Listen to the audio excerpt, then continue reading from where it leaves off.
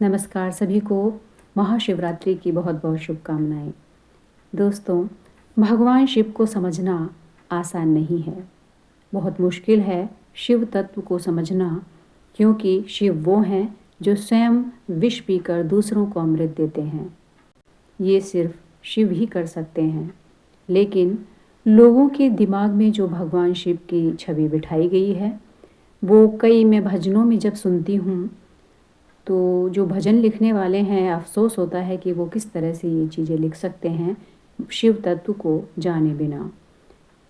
भजनों में, कुछ भजनों में या किसी भी यदि वार्तालाप में मैं सुनती हूँ तो भगवान शिव को सिर्फ भांग पीने वाले, धतूरा खाने वाले, कलुषित मानसिकता के लोगों ने जोड़ दिया है।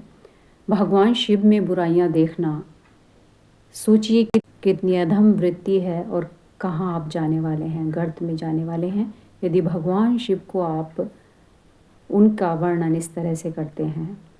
भगवान शिव के भजन लिखने के लिए शुद्ध बुद्धि से थोड़ा विचार कीजिए, स्टडी कीजिए, अध्ययन कीजिए, फिर भगवान शिव के भजन लिखिए। सिर्फ भांग, धतूरे, गांजा इस तरह की लैंग्वेज भगवान के लिए बिल्कुल भी शोभनीय नहीं है, भगवान क्षमा नहीं करेंगे।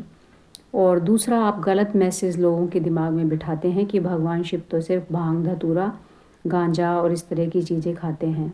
चिलम जैसी चीज़ों से भगवान को जोड़ दिया जाता है, जबकि समुद्र मंथन में हलाहल पीने वाले भगवान शिव, उन्होंने पूरे विश्व के कल्याण के लिए ऐसा किया था, क्योंकि वो सभी का हित चाहते थे, किसी को भी उस विष से हानि ना हो, इसके लिए उन्होंने स्वयं उस विष को पिया था।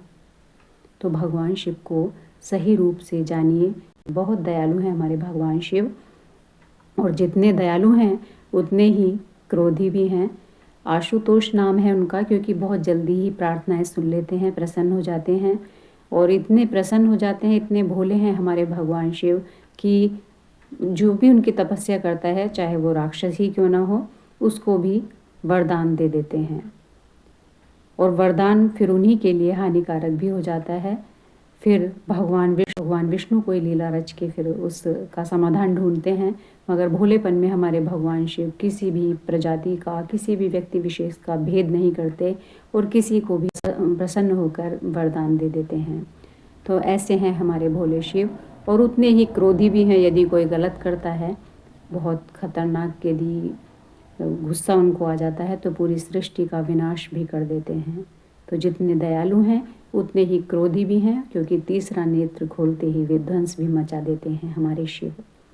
तो शिव को समझिए सही रूप में, उनकी भक्ति कीजिए। भगवान शिव बहुत दयालु हैं। स्वच्छ मन से, पवित्र भाव से उनकी पूजा पाठ कीजिए तो निश्चित ही आपका कल्याण होगा। और उनकी गलत छवि मत बनाइए, इसका बहुत दंड आपको मिल जाएगा। बहुत ही बड़ा पाप होता है ईश्वर के नाम पर कुछ भी गलत प्रचार प्रसार करने का। तो यदि आप लेखन भी कुछ लिखना भी चाहते हैं तो पहले उनकी महिमा को पढ़िए सही रूप में, तभी भगवान शिव के बारे में कुछ लिखिए, विचार कीजिए। तो उनकी कृपा दृष्टि आप पर बनी रहे, इसलिए गहन अध्ययन करने के बाद ही कुछ लिखें, बोलें।